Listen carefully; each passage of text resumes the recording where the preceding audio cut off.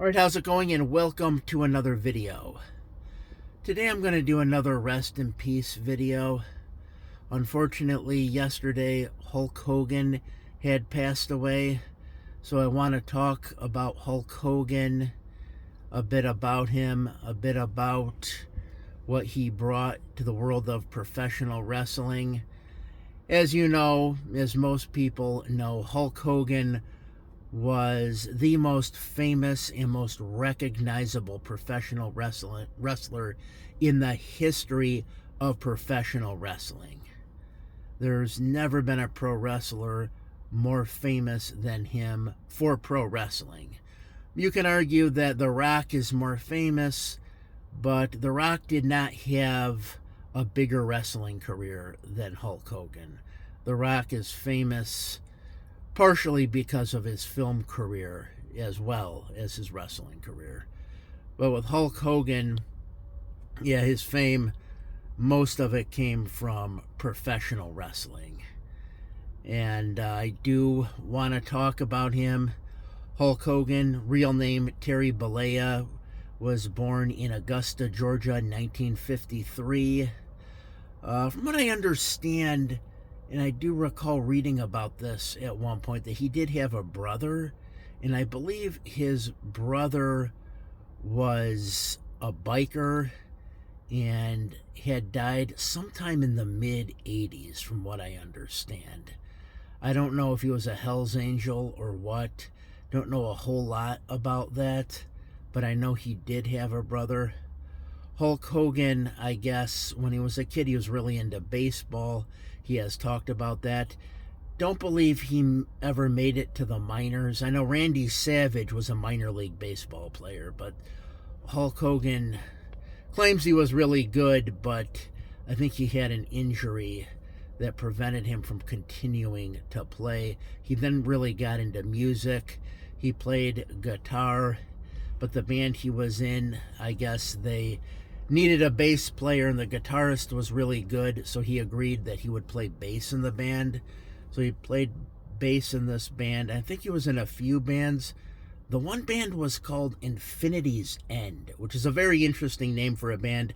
Sounds very progressive. I have looked them up before online, and I haven't been able to find any music or anything. And I know he was in another band called Ruckus. I believe Ruckus was a cover band, if I'm not mistaken. They played around the Tampa Bay area, which is where Hulk Hogan grew up.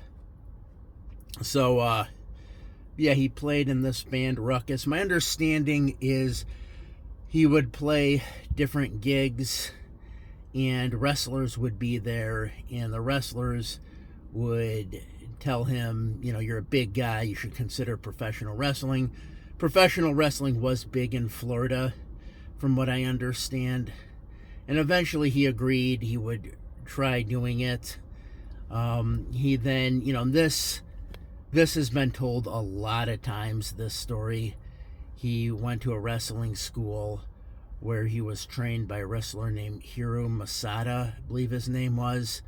And Hiro had broken Hulk Hogan's leg, and then Hulk Hogan returned, and then Hiro agreed to train him.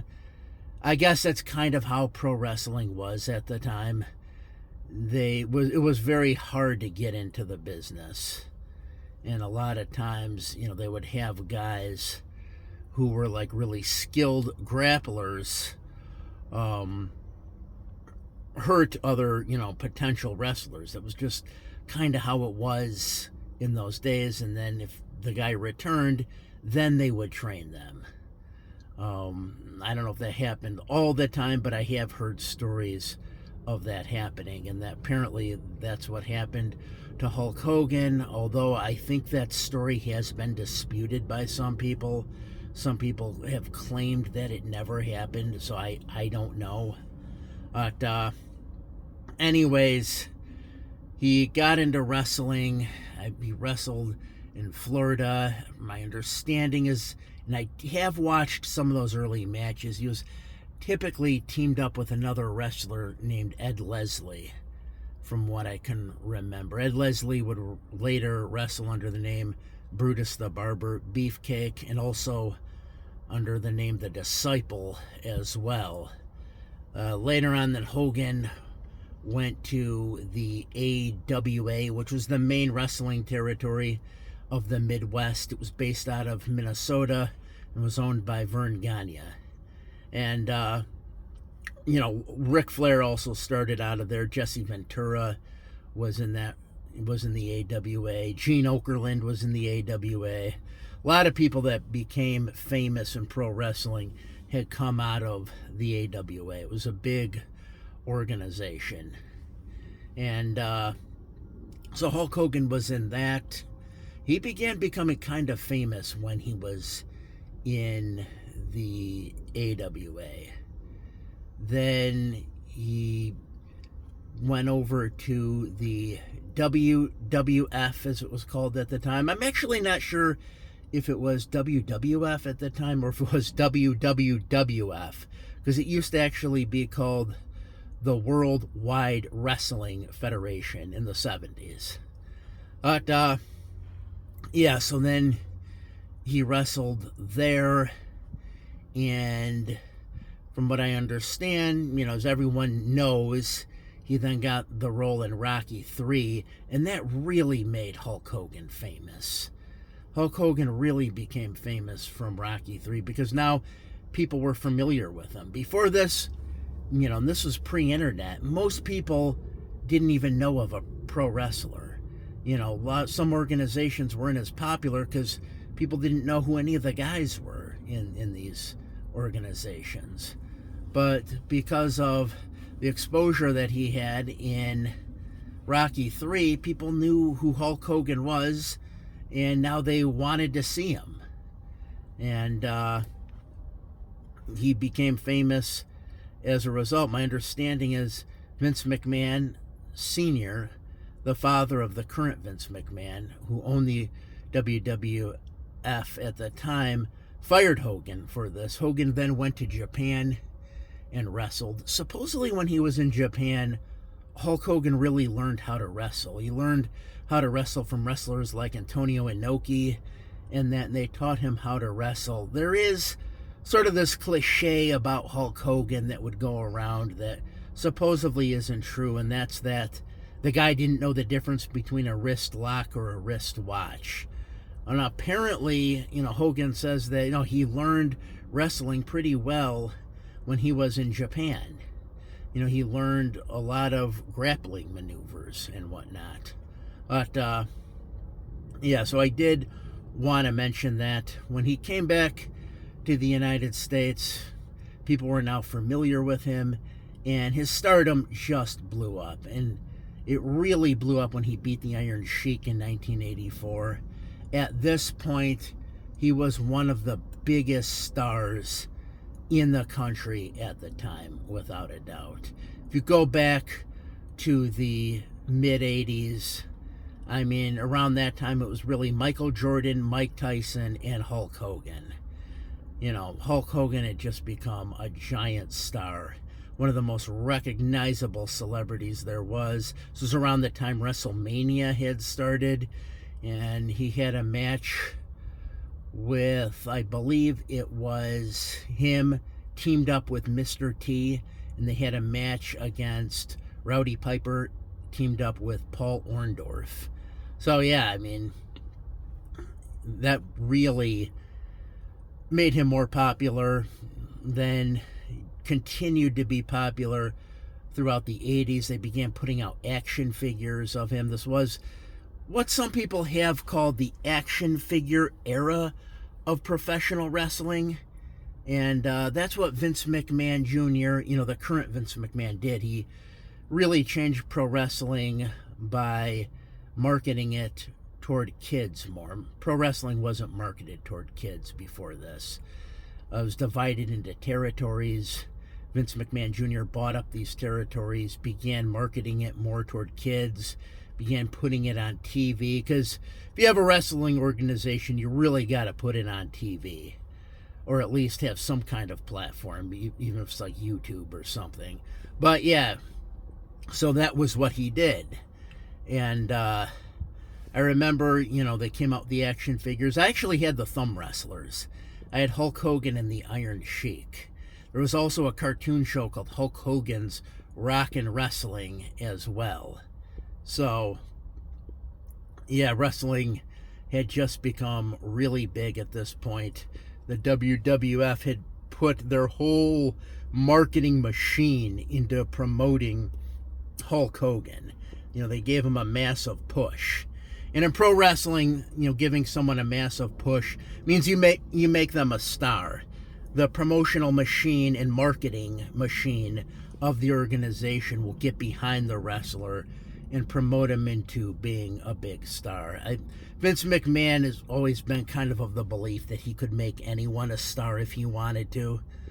That was always his belief, but he did kind of feel that the person had to have a certain look to him, particularly a more muscular look. And Hogan was a big guy. Vince McMahon Sr.'s father kind of preferred like the smaller grappler type wrestler, like a Bob Backlund. Bob Backlund was champ for maybe about at least 5 years. And, Hulk Hogan, a more larger than life character, known for being very charismatic. Although in the beginning of his career, you could see where he was really influenced by another wrestler by the name of Superstar Billy Graham.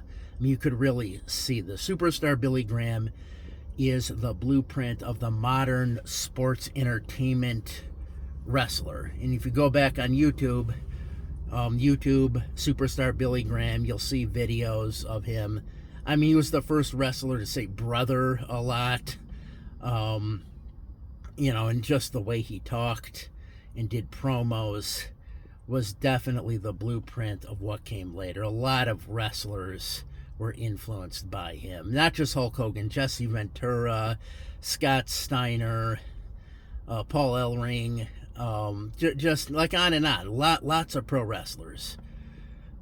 But, yeah, so I did want to talk about that.